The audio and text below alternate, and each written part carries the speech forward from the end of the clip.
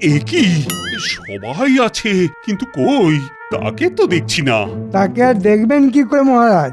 দেখুন, সে হয়তো এখনো তাকে সর্ষের তেল মেখে শ্বশুর বাড়ির আদর খাচ্ছে। না না, শ্বশুর বাড়ি যাবে বলে তো গোপাল ছুটি নিয়েছিল বটে, তবে সে ছুটি তো শেষ। আরে আজ তো তার রাজসভায় আসার কথা। আর গোপাল ভাঁড় কখনো কথার খেলাপ করে না, তাই সোজা সেখান থেকে এখানেই চলে এলাম। এই তো, বলতে না বলতেই গোপাল চলে এসেছে। কিন্তু আপনি কি খেয়াল করেছেন মহারাজ, এসে থেকেই গোপাল কেমন দেখিয়ে দেখিয়ে শুনিয়ে শুনিয়ে ঢেঁকুর তুলছে? হ্যাঁ হ্যাঁ হ্যাঁ, আমি খেয়াল করেছি। ইয়ে না মানে, গোপালের মনে হয় খাওয়া দাওয়াটা একটু ভারী হয়ে গেছে। কি করব মহারাজ, এমন সুস্বাদু খাবার যেন এখনো মুখে লেগে আছে। গোপাল মনে হচ্ছে একেবারে কবজি ডুবিয়ে খেয়েছে।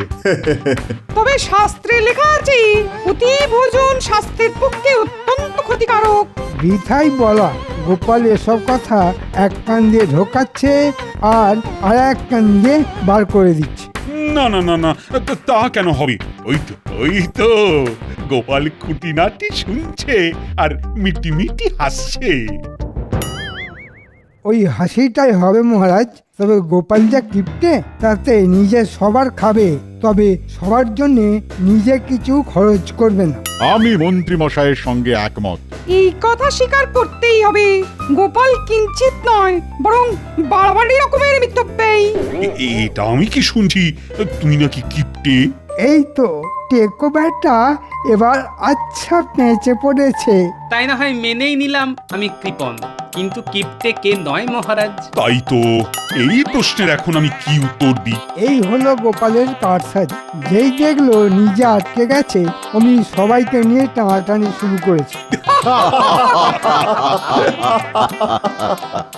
না না না, ব্যাপারটা হেসে উড়িয়ে দেওয়ার মতো নয়। গোপালের প্রশ্নটা তো আমাকে বেশ ভাবিয়ে তুললো।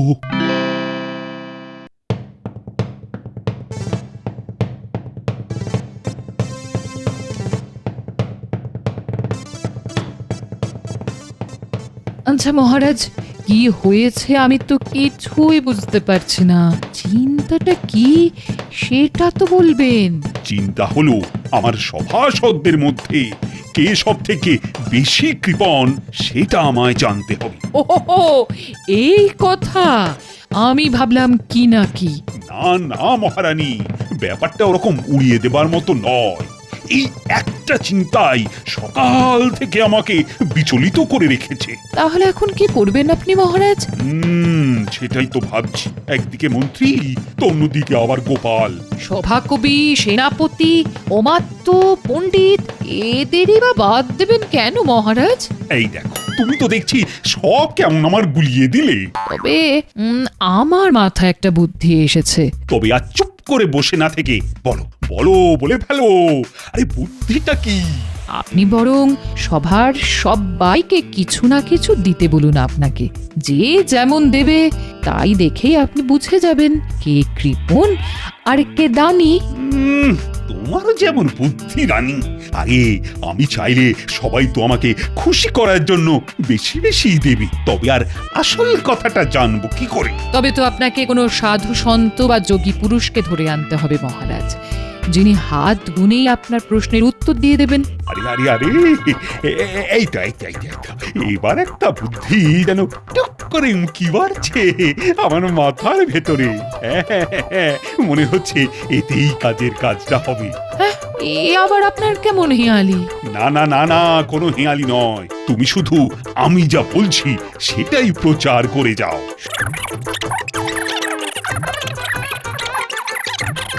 সব শুনে আমার তো আরো সব গুলিয়ে গেল। তোমার গুলোলেও আমি যে এবার এই এক চালেই সব কটাকে একেবারে চেলে নেব।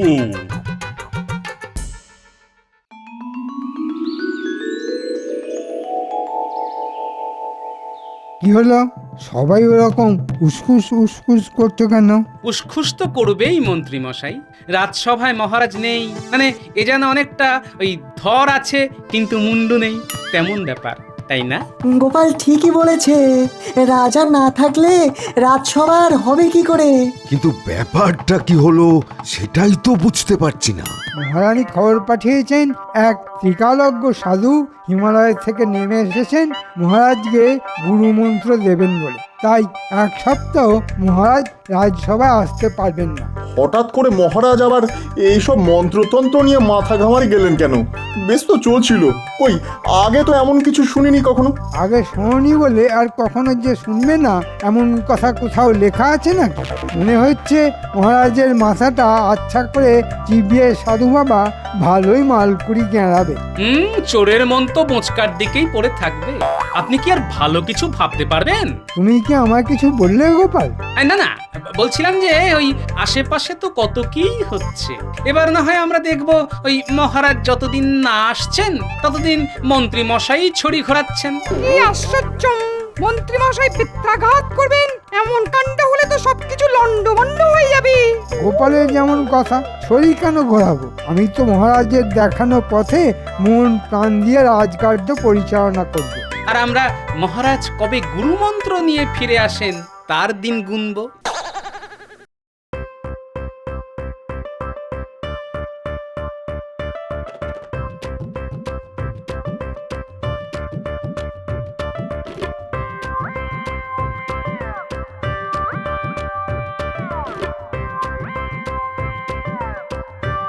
এই নাও গিন্নি,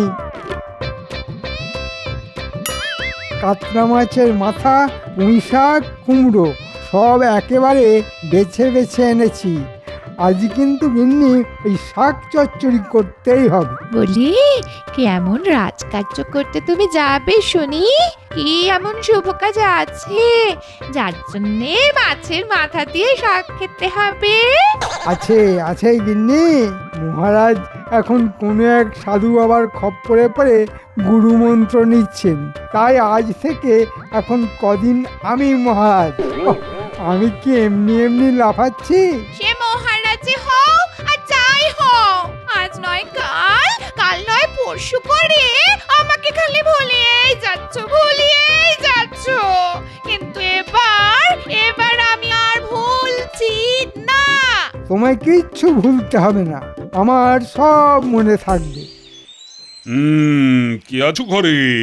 সাধুকে কিছু ভিক্ষা দেবে নাকি? সবে একটা শুভ কাজ করতে যাব বলে মনে মনে তৈরি হচ্ছি, নিয়ে এসে দাঁড়ালো। এই যে বাবা, দাও না এই সাধুকে কিছু। ও বাবা, একটু দেশে সাধু বাবা নয়, একেবারে চকচকে সাধু বাবা। তা বাবা কোথা থেকে উদয় হলেন শুনি? আর যোগ সাধনা, সে তো সেই হিমালয়ে। তবে এখানে আমি এসেছি তোমাদের মহারাজ কৃষ্ণচন্দ্রের কাছে, তাকে গুরুমন্ত্র দিতে। বাবাজি তো আচ্ছা ধরিবাজ, গাছেরও খাবে আবার তলারও কুড়োবে, মানে মহারাজের কাছ থেকে ভালো মতো গেঁড়াবে, আবার তার কাছ থেকে চেয়ে ঝোলা ভরবে। দাঁড়া, ধরাচ্ছি তোমার ঝোলা। এই সাধু কি তবে কোনো ভিক্ষাই পাবে না? তবে এক মুঠো চাল আর একটা আলু, ব্যাস ওই দাও ওর ঝোলা, ওতেই হবে। তোমাদের কল্যাণ হোক।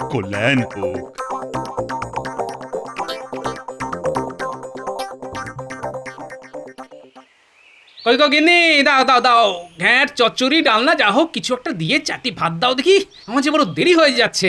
তাই বলো, আমি তো ভাবলাম মহারাজ তোমাকে দেখেই একেবারে গদ হয়ে তোমার মাইনে বাড়িয়ে দেবেন। সে মহারাজ হলে না হয় হতো, তবে মন্ত্রী মশাই কি আর অত সহজে ঘাড় পাতবেন?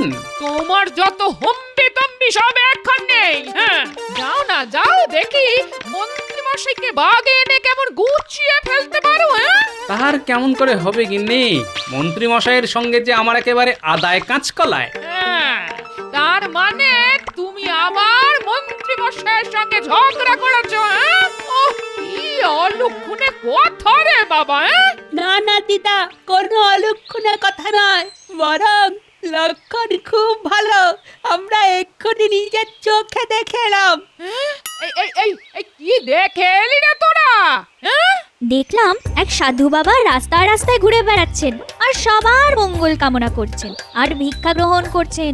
আমরা দেখলাম উনি সেনাপতির বাড়ির দিকে যাচ্ছিলেন। এতক্ষণে বোধ হয় সেনাপতির কাছ থেকে যে চিন্তা কিছু জোগাড় করে ফেলেছেন।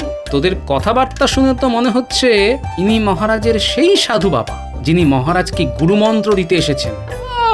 তোরা বুঝি বাড়ি বাড়ি গিয়ে কে কোথায় যাচ্ছে, কে কোথা থেকে আসছে সেইটা নজরে নজরে রাখছিস? হ্যাঁ, বলি পড়াশোনা কি শিখে তুলেছিস?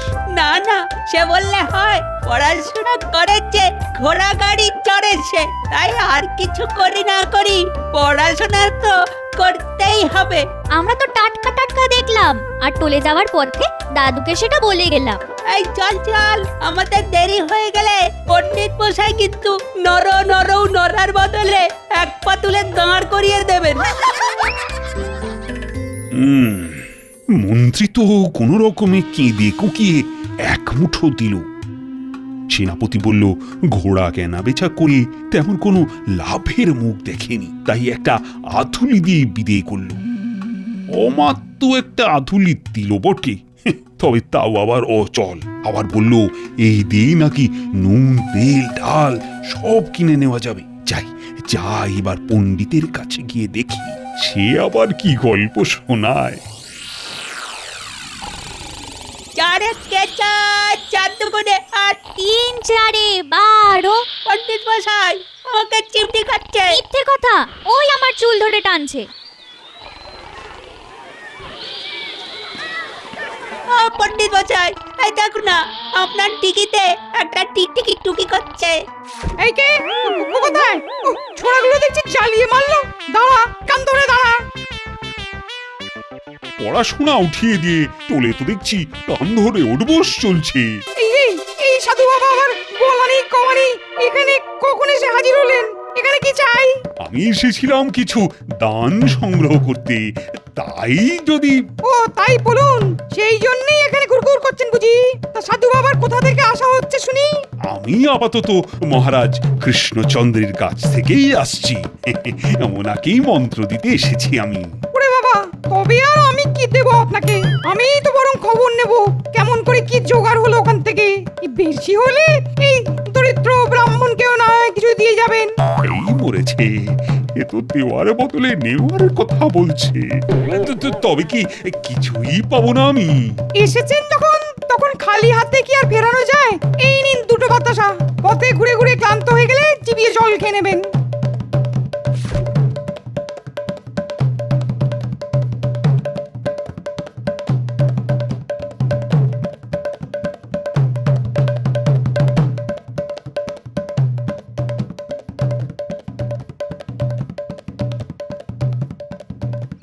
ওহ, কাদের কাছে গিয়ে হাত পাচ্ছি কে জানে।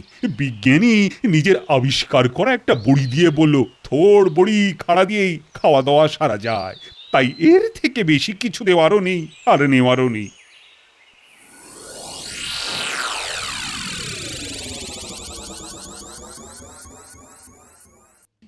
এ কি, এই যে দেখি সাধু বাবা, এনার কাছেই মন্ত্র নেবেন নাকি আমাদের মহারাজ? একদম ঠিক, একদম ঠিক। আমি মহারাজের কাছেই এসেছি, তবে এখন আমি পথে পথে দান গ্রহণ করতে বেরিয়েছি। মহারাজের কাছেই যখন আতিথেয়তা গ্রহণ করেছেন, তবে আর দানের কি প্রয়োজন? ঠিকই তো বলেছ রাজবৈদ্য, মহারাজ দেবেন কাঁড়ি কাঁড়ি, তাতেই হবে ঝোলা ভারী। না না না না, আমি সাধু সন্ন্যাসী মানুষ, এই ভিক্ষাবৃত্তি করেই তো চলে আমার, তাই স্বভাববশতই বেরিয়ে পড়েছি। সে না হয় ভালোই করেছেন, তবে ঘোরাঘুরি করে এমন কিছু জোগাড় হলো কি? হয়েছে কিছু কিছু, তবে আরো কিছুর জন্য আমি তোমাদের কাছেই হাত পাচ্ছি। এ কি জ্বালা, থালা ভর্তি আনাজ দেখে বলেন দেনা দেনা। না না না, আপনাকে যদি দিয়েই দিই তবে আমার চলবে কি করে ভাই? তাই আপনিও যান, আমিও যাই। তা কিছুই কি পাবো না? এতই যখন চাইছেন এই নিন। তখন এই নিন একটা ছোট্ট দেখে আলু। বাবা, আমিও তেমনি চালু। আমি আর কি দিই, আমি বরং এই 1 পুরিয়া ভেষজ চূর্ণ দিয়ে দিচ্ছি।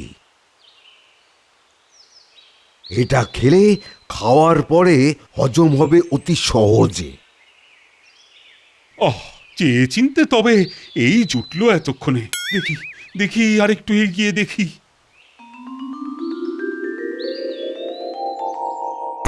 বলি খেতে দাও বলে তো সারা পাড়া মাথায় করে ফেললে, হ্যাঁ? আর খাওয়া যেই হয়ে গেল তখন বসে বসে গায়ে হাওয়া লাগাচ্ছ, হ্যাঁ?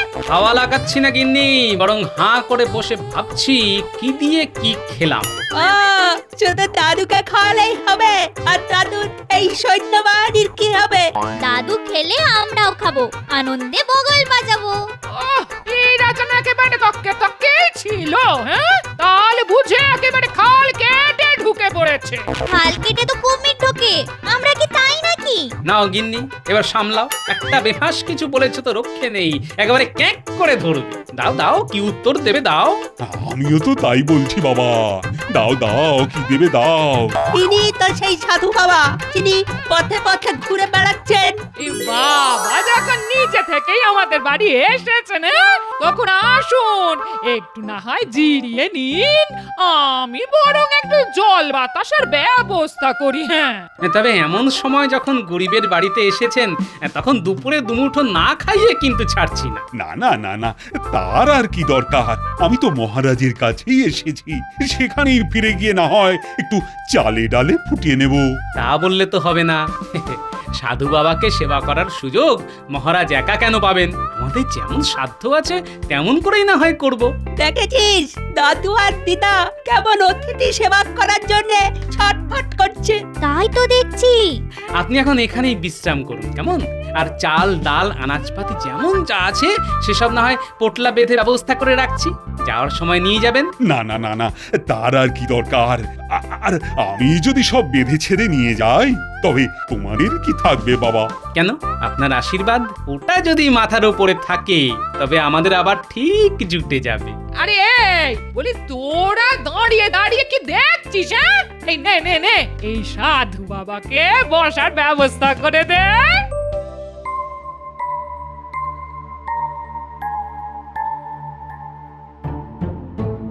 মনে হচ্ছে মহারাজের মাথাটা একেবারেই খারাপ হয়ে গেছে। সারা দিন কি যে করলেন কে জানে। এবার রাতেও কি সব ফন্দি ফিকির আটছেন বসে বসে। কি হলো রানী? আরে নিজের মনে কি বিড়বিড় করছো? আমি তো জোরে জোরেই বলছি, আপনি যেন ওই কৃপণ খুঁজতে একেবারে দিন রাত এক করে ফেলছেন। না না না না, ব্যাপারটা বেশ ভাবিয়েছে আমাকে রানী, তাই ওটা নিয়ে লেগে আছি। সারা দিন তো লেগে থাকলেন, তারপরে আবার রাতেও একটু বিশ্রাম নেবেন না মহারাজ? সবার কাছ থেকে শুধু দান গ্রহণ করলে হবে? তাদের তো দিতেও হবে কিছু। আপনি যে কি বলছেন আমি কিছুই বুঝতে পারছি না। তবে আমি বেশ বুঝতে পারছি, কাল রাজসভায় বেশ একটা শোরগোল হবে।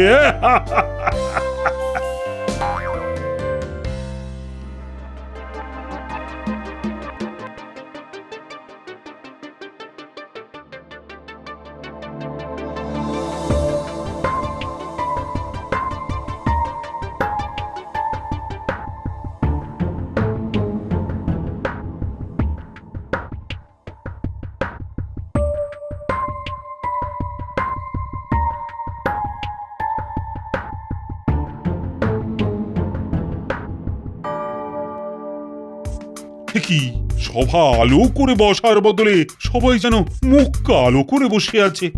তা ব্যাপারটা কি? ব্যাপার আর কি হবে, সবাই নিজের নিজের জ্বালা নিয়ে জ্বলছে। এই যেমন মহারাজ কেমন সাধু বাবার কাছে মন্ত্র নেওয়া ছেড়ে হাজির হয়ে গেলেন আবার। না তাতে আর কি হয়েছে, তবে সাধু বাবা কি মাঝপথে আপনাকে ফেলে রেখেই হাওয়া হয়ে গেলেন নাকি মহারাজ? সে কথা না হয় বলছি, তবে তার আগে কেমন কি জ্বালা সেটা তো শুনি। কাল দিনে রাতে যা হলো, আমারও শুধু কপাল চাপড়াতে ইচ্ছে করছে। আমার তো মনে হচ্ছে ওই সাধু বাবা নিশ্চয়ই কোনো জাদু জানেন। তা কিরকম কি জাদু দেখালো শুনি? দেখবে আবার কি, যেমন যা দিলাম গুনে তাই ফিরে এলো দেখি অনুরূপে। একদম ঠিক বলেছে। আমি যেমন পুড়িয়া দিয়েছিলাম ঠিক তেমনই একটা পুড়িয়ায় সোনার গুঁড়ো মুড়ে কে যেন আমার ঘরে ফেলে এসেছে। আমি দুটো বাতাসা দিয়েছিলাম, ঠিক তেমনই দুটো সোনার টুকরো পেলাম ঘরে।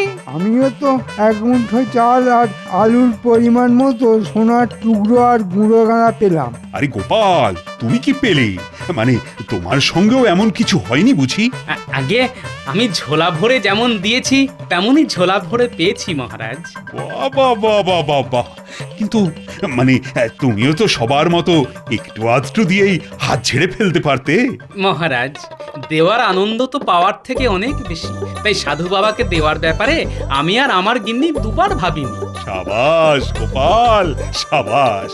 এই চিন্তা ভাবনা যদি বাদ বাকি সবাই করত, তাহলে আজ আর তাদের এইভাবে হায় হায় করতে হতো না। সে আর বলতে, আমি যদি ওই অচল আধুলির বদলে ওই বেশি বেশি করে খুচরো দিতাম, তবে কারি কারি মোহর পেতাম। ইস, সবাই যখন সার সত্যটা বুঝেই গেলে, তবে আর একটা সত্যি শোনো, ওই সাধু আর কেউ নয়, তোমাদের এই মহারাজ। তোমাদের মধ্যে কে কেমন কৃপণ সেটা জানার জন্যেই আমি সাধুর বেশেই তোমাদের পরীক্ষা নিয়েছি। আর বেশ ভালোভাবেই বুঝেছি কারা কৃপণ আর কে দানি। আপনি আমার বুদ্ধির তারিফ করেন মহারাজ, তবে এবার যে আপনার বুদ্ধিরও তারিফ করতে হবে। জয় মহারাজ কৃষ্ণচন্দ্রের জয়।